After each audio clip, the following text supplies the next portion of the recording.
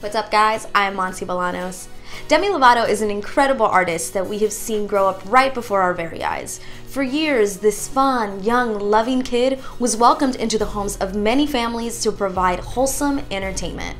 But it turns out Demi wasn't exactly the young, innocent girl we all thought. To say that Demi Lovato's life has been simply complicated would be a major understatement for someone who has experienced so much darkness in her short and successful life. In the last year, we have seen Demi take the stage at the 2020 Grammys, sing the national anthem at Super Bowl 54. She fell in love and engaged to Max Eric, which ended so quickly and became more of a quarantine fling than anything else. Then she gave us some great music that still has us singing and crying at the same time, to hosting the People's Choice Awards, where we all got to see a happy and healthy Demi. But Demi's life has been the furthest from happy and healthy since she was a young child. Demi's career began when she was just 10 years old and she landed a recurring role on Barney and Friends alongside Selena Gomez for a few years. Isn't it kind of weird to think of little Demi and little Selena on the set of Barney? It just sounds too cute. But Demi recalls that as soon as that was over, she felt the pressure to book the next job. Pressure that came from herself. So she devoted her time and energy fully to music and acting until it finally paid off. Demi started booking commercials and guest star roles on TV shows like Prison Break, and then she landed the role on a Disney Channel original TV series called As the Bell Rings. But her big break didn't come until she landed the Disney Channel original movie Camp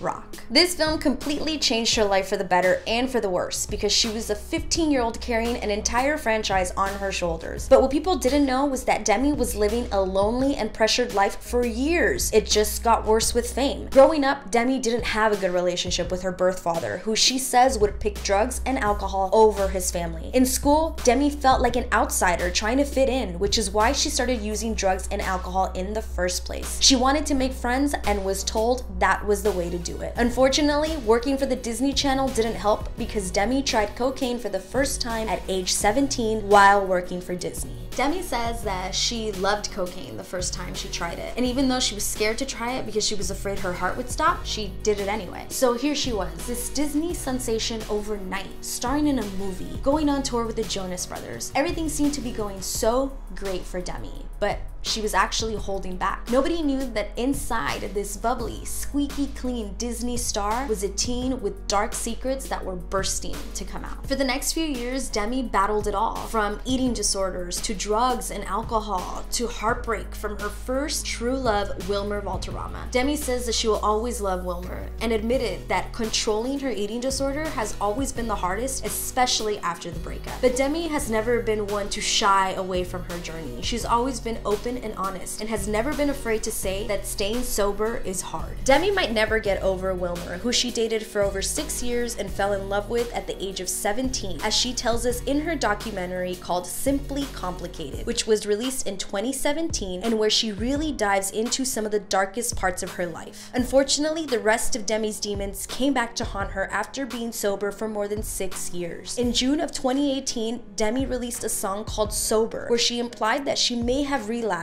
and unfortunately, the following month, Demi was taken to the hospital from an apparent overdose, which sent shockwaves throughout the entertainment world. She began receiving treatment again in August of 2018 and gradually returned to social media. I can't even begin to imagine what Demi was going through during this time. I mean, most 18-year-olds are just trying to get to class or work on time, and here she was trying to survive. Even though she was only in treatment for a couple of months, this is when Demi found out that she was bipolar, which helped her understand herself a lot better, but not enough to get better, because for the next 2 years, she went on a binge. She was either on drugs, craving drugs, and sneaking cocaine around anywhere she went. Demi had found a way to manipulate those around her to the point where she was a functioning addict. It wasn't until Demi got so wasted the night before she had to perform on American Idol in 2012 that her manager Phil said it was enough. He and the rest of Demi's crew united and said they were ready to walk out on her. It was truly a breaking point for Demi, but she was ready to surrender. So Demi got sober, and after a few months in 2013, she joined the panel of X Factor judges alongside Britney Spears. She was a 19-year-old entering her first year of sobriety without a cell phone.